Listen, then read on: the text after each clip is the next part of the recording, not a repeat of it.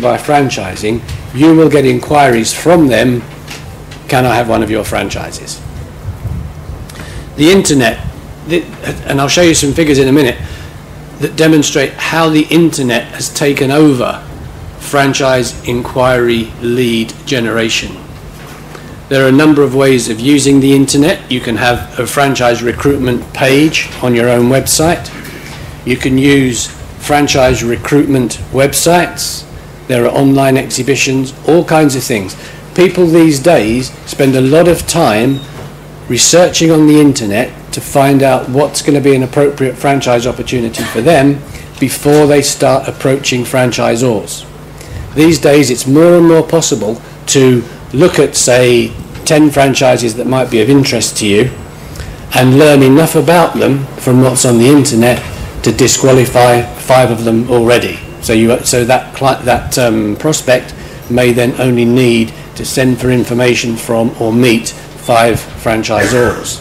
Now, if they are going to use the internet as a source of screening out unsuitable opportunities, you better make as much effort as you can to make your offer look attractive on the internet to those kind of people. Also make it screen out the ones you don't want as quickly as possible. But if you ignore internet marketing for your franchise, you are going to suffer at the hands of your competitors who are really into that form of marketing. Direct marketing, we've already said, if you've got franchisees that have to be of a particular type, you will be able to buy lists or email lists, various direct marketing help, that you can go directly to this person and say, have you thought about buying one of our franchises? Or here's why you should think about becoming one of our franchisees. I don't know how many of you are into what I call conversion franchising, where you go to a business that already does what you do and say, you've got quite a good business there, but I'm pretty sure that if you converted to our name and to our system, you would have a much better business than the one you've got now.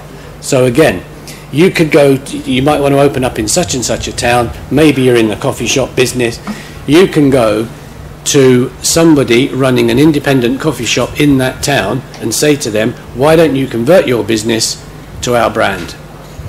If those are the kind of franchisees you're looking for, once again, it's easy to find out where they are and it's easy to approach them. Franchisee referrals at the bottom, that's an important one.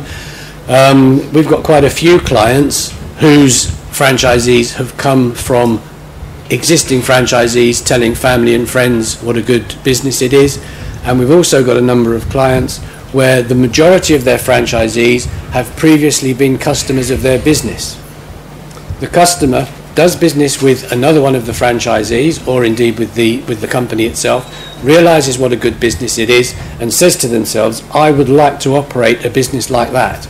So remember, as well as everything else, in all the other number of ways that you're trying to impress and serve your customers, that now and again you just may want to put in front of them the fact that they could be one of your franchisees. What are the marketing products and processes you need to have in place? Once you've generated an inquiry, you need to do something with it. So, first of all, how do you generate the inquiry? Adverts, prospectus, or adverts, mailers, stationery. Even now, I think someone's going to be talking later on today or later on in the sessions about using things like Facebook, Twitter for generating inquiries from potential franchisees. Make sure the adverts, make sure there's consistency in all your marketing materials so that what they see on the website looks like what they saw in the magazine, looks like what they see when they come to an exhibition. And decide in all this what you want them to do when they've read the advert. It's very important, when you say response mechanism there, very important that when somebody sees your advertisement or comes to your website, they know what to do next. Make it easy for them to apply, make it easy for them to fill the form in or whatever it is you want them to do, but tell them what they've got to do next. Then the marketing plan. How much are we going to spend? Where are we going to put the adverts to generate the number of inquiries that we want to generate? Now, I don't know anything about the average cost of recruitment in India. I can tell you that in the UK, most franchisors tell you that it costs them somewhere between £5,000 and £6,000 in direct marketing costs to recruit every franchisee that they take on. Therefore, if you want to recruit 10 franchisees next year in the UK, you would need to have a marketing budget of £60,000. Now, that's a lot of money, but it's what you're going to need to spend. Having decided that's what the budget is, you then need to be very careful about spending it in the right places, because it's a lot of money to waste. If you spend it in the right places, you may well get that cost down. But franchise marketing is an expensive game. So, come up with the plan, implement the plan, stick to the plan, but record the results.